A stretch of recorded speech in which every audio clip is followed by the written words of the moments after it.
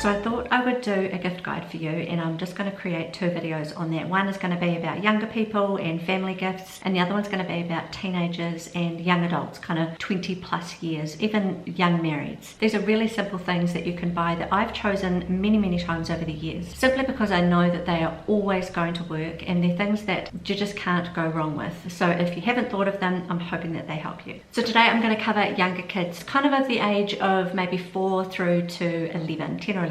My kids are a bit older. It's been 4 or 5 years since they were that age, but I just remember there was always something that they were really wanting, and that is always your go-to. But what do you do if you've got that? Now what? What do you do if the grandparents are saying, what can I buy them? Or you just want something else that's going to be of value to them. So this is just my philosophy and my ideas about how to buy for these younger kids if you are stuck. I always go with the opinion of less is more, and I'd prefer to buy quality over quantity. And I want it to be something, if it's going to take up space and energy for me to look after in store, that I want it to count. So some of my top tips for this age group are toys that have stood the test of time. Kids have liked it through the ages, and so it's pretty much a guarantee that your kids of this age group, of this era, will enjoy it too. So don't be afraid to go for quality, and don't be afraid to go for those items that everybody has always enjoyed. It's not a bad thing. You don't have to come up with something new or different, because sometimes those old style things really do make the biggest impact.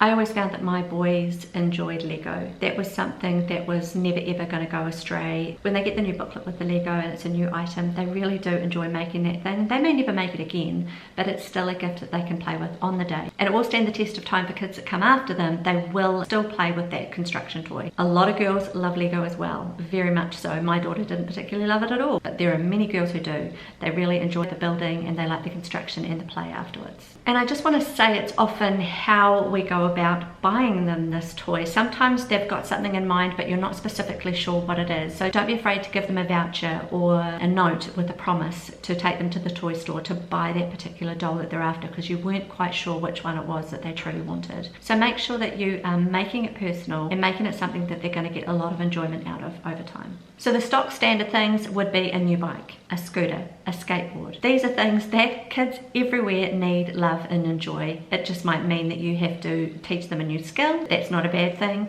Those things will always work for kids. Other things would be a basketball, a football, soccer ball, tennis set, cricket set, sports equipment that you know they're going to use in the term time throughout the year, but also stuff that they can use as a family.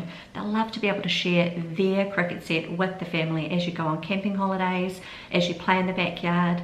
These are things that are still really fun for kids to have under the Christmas tree. Also want to talk about Santa sacks. This age group loves their Santa sack. It's almost expected, and if they don't have it, I mean, even older kids like the Santa sack, but the younger kids really do enjoy it, and for them it's quantity, not necessarily over quality. But we don't want to buy them just rubbish plastic that doesn't last, and we don't want to just fill it with lollies because they're going to get enough that day, and we're all very aware of the damage sugar is doing. So we just want to be able to fill it still, but make it something that we don't mind giving them. There is nothing wrong with putting, you know, a little bit of sports gear inside here, maybe it's the rugby ball or the tennis ball. Maybe you bought them a new frisbee for the summer. You can put these things in the Santa sack. More often than not, my understanding is a Santa sack is filled with kind of more cheaper items. So some of the things that I like to put in Santa sacks are the kids' favorite things. So one child of mine loves pistachio nuts, so I always buy her a big bag of pistachio nuts. It's not something I get very often, because even if I did, they don't last. So this is a special bag for her that she gets. Another child likes smoker lollies, so they're a pink kind of smoky tasting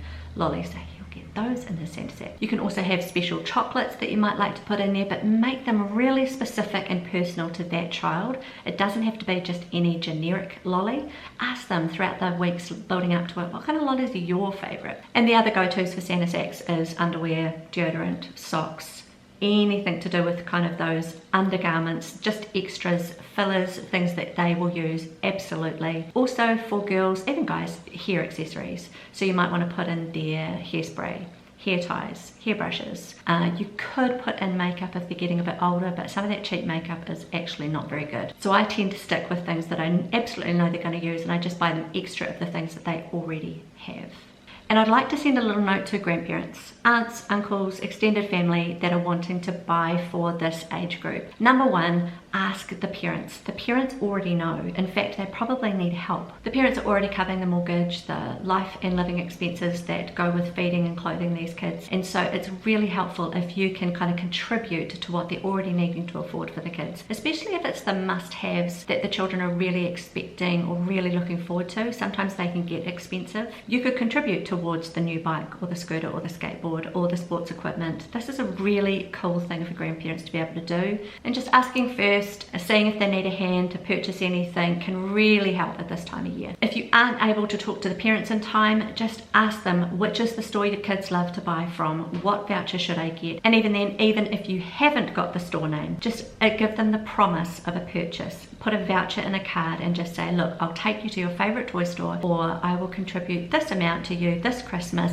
Let's go shopping in the new year. Maybe the family are trying to fund something. Maybe they're going on a family trip in a few months and they need some help with that. Maybe they're saving for a big family trampoline or a swimming pool. If you don't want to contribute money and if you don't want to ask what you should buy, then don't be afraid to buy a board game. Board games are so solid. Not all families enjoy sitting down and playing a board game, but if they're introduced to a good one, it will go down a treat. And once again, go with the ones that have lasted the test of time, or if anything new has come out and you know that it's kind of world famous in the last year or so, it's probably something that this family will enjoy if you sit down and play it with them. Other ideas for grandparents is contributing just to the general costs of things. Maybe this child is wanting a new musical instrument to learn this year. Maybe they're wanting to start a new sport or a new skill, drama classes or a sports class, and you can contribute to that. Maybe you can give them a year's worth of lessons. Maybe you could just give them 6 months worth of lessons.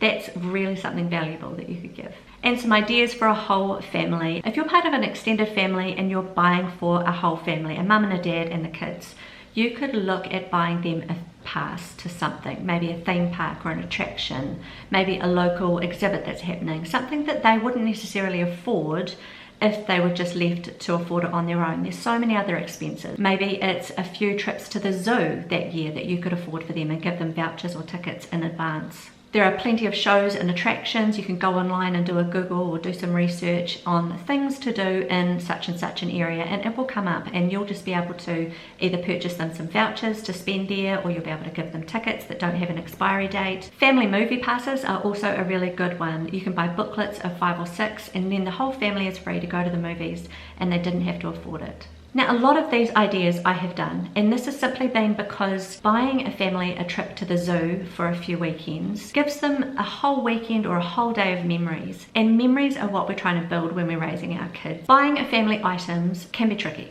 And it's tricky because families already have a lot of stuff and you don't necessarily know exactly what they want or what they need. And to be honest, when we're buying gifts, we're wanting to buy something that they really need or something that's going to bring them a lot of joy and fun. And for me, buying the experiences to shows or attractions or a weekend away or going to an event, these things are really, really fun. Even buying them a movie pass, you might think you're just going to watch some screens, but it's not. It's the night out, it's the travel, it's the planning, it's the shared experience of watching that funny movie. It's going home, it's having the stories, it's telling you about it. It's just like the gift that just keeps going on and on. So I really hope this has helped. I hope it's given you some inspiration and some ideas for Christmas and buying for young ones and for families that have young ones. And if you like this video and if you think it has value, please give it a thumbs up or a subscribe, because it does help other people see it and it might help them too. But until the next video, bye for now.